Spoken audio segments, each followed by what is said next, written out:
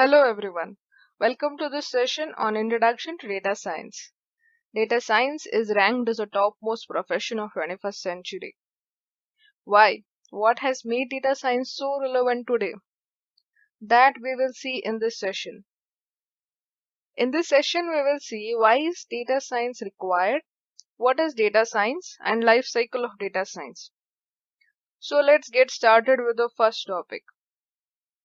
Why is data science required? Why do you think we require data science? One of the reasons is evolution of technology. What are the major changes that evolution of technology has brought in into our daily lives? One of them is the mobile. It has taken over a lot of things, like the old postal system, telephone, camera, everything is now into the smartphones. We don't use these anymore. There are a lot of changes which smartphones have brought in. Like in the old telephone system, we did not have an option to store contacts. So we didn't generate a lot of data. But smartphones now store a lot of data. We have images, contacts, apps, videos, files, games stored there. And further with the emergence of internet, where in earlier days messages were sent via SMS, we all know what is it now. The messaging apps like the WhatsApp, Hike, Snapchat, etc. Every day millions of messages flow via these message apps. And also storage these days. In earlier days, we used to store our files, videos, data into our PCs or local storage devices like floppy disks, which could hold only small amount of data. And then came hard drives, and those used to store GBs of data. But now, if you look around, there is data everywhere, and so we needed more storage space. So we moved to cloud storage.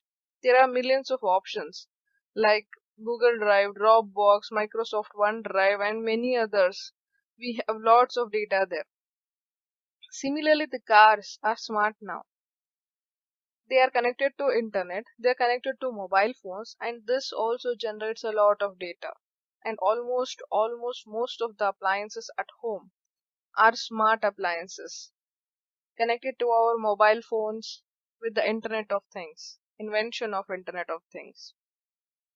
So this IoT, which is used in almost all the sectors now, we have data generated from almost all the sectors, like the retail, banking and finance, transportation, healthcare, insurance, media and entertainment, education, government.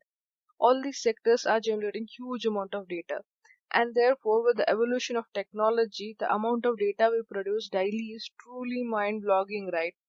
It is said that 2.5 quintillion bytes of data is created every day at our current pace. But that pace is only accelerating with the growth of Internet of Things. Over the last 2 years alone, 90% of the data in the world was generated.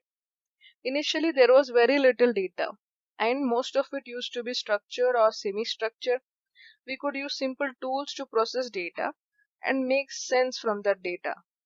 But with this huge amount of data generated every day, we are not sure as to what information in this data is useful and how to get meaningful insights from this data. And most of the data is unstructured.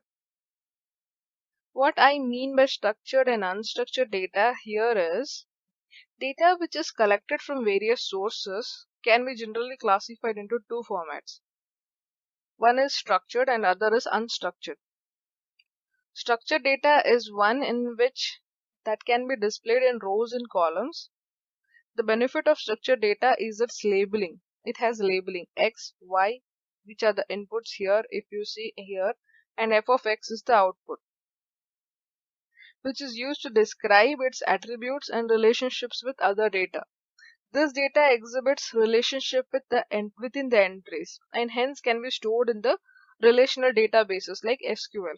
But unstructured data, on the other hand, does not or cannot be displayed in rows and columns format. And because unstructured data doesn't have any defined relationships between data points, it cannot be organized in relational databases. and therefore structured data is better stored in a relational database as that compared to unstructured data. Structured data is in the form of numbers, dates, and strings, whereas unstructured data is in the form of videos, audios, word processing files, images, emails, which makes it obvious that it cannot be stored in rows and labels format, and which also makes it primary reason for it consuming the storage space as that compared to the storage structured data. Structured data consumes less storage space, but whereas unstructured data consumes more storage space. It is estimated that only 20% of the data which is generated these days is structured data, whereas the rest 80% of the data is in the unstructured format. So therefore, to get meaningful insights from this unstructured data, which is the format in which most of the data is generated these days, we need more complex algorithms. We need a better process, and data science is that process. So therefore, data science is a process to get meaningful information from the massive amount of data which is generated these days in simple terms, and then read the study data to get proper intuitive insights. To do this, what data science does is to extract the behavior in the data set. Data science involves collection of data from various sources, data storage and maintenance, applying various methods like data cleaning, machine learning, and deep learning algorithms, and then to get insights and hidden patterns in the dataset which can be used for business purpose. So basically, data science is a mixture of various tools, algorithms, machine learning, and deep learning concepts to discover hidden patterns from the raw and unstructured data. When I'm talking about hidden patterns, what are those hidden patterns? Let me give you a simple use case here. These days, most of the transactions we make are digital or online transactions, right? Where we make use of credit cards or debit cards for such transactions. There are many scenarios where fraud transactions have occurred. Such fraud transactions cannot be identified by humans because millions of transactions occur per day. With such huge amount of transactions happening daily, it is very difficult to analyze and detect these transactions. So we need a process or technique to identify such fraud transactions. In such scenarios, we use data science. Data science here helps us to understand those attributes that can be the reason for fraud transactions. Therefore, data science gives us the process to analyze the transactions, extract the pattern in which fraud transactions occur, and build a model to be used to analyze if any new transaction occurs. It can be classified into a fraudulent or a non-fraudulent transaction. So this is what data science is all about. Now, as I said, data science is a process. Every process has a life cycle. Let's understand the life cycle of data science. In the life cycle of data science, when you start with a case study, the very first step is to understand the business problem. It is the very important step, understanding the root cause of the problem. Once you have understood the problem, the next step is to collect the data acquisition. Collect data from various sources, from many sources. And as it is data is collected, it is in the raw format, raw data.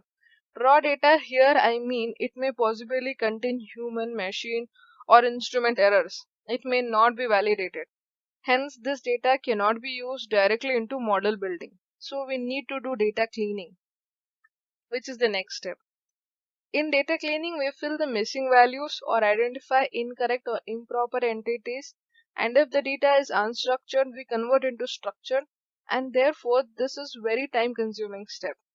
As we need to keep many attributes in mind while doing all these things.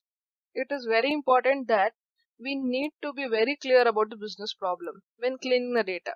Once the data is cleaned, we move on to exploring the data, which is the exploratory data analysis. Using stats concept, We get insights, we get hidden patterns, hidden trends, which is by looking at the data, we will not be able to find out. This also gives you good understanding of the data, so that accordingly we can choose appropriate model from many machine learning algorithms. So once you have explored the data, the next step is to build and predict the machine learning model. When we are having proper understanding of the data, we go into this stage of choosing and building the algorithms. Machine learning has many types of algorithms like regression model, classification model, class string problem. We will come to these things later. So once we have chosen the model and built it, we need to test the model. That is to predict the model accuracy. When the model is ready, we need to give some data to the model to understand how the model is working. What's the accuracy score? It's a way to find out if our model can understand actual problem or not. Then when the model is ready, we finally deploy the model, which is the final stage in this process. Deploying a machine learning model, also known as model deployment. In simple terms, simply it means to integrate a machine learning model into an existing production environment where it can take in an input and return an output. Therefore, with data science, decision making on data becomes faster and effective.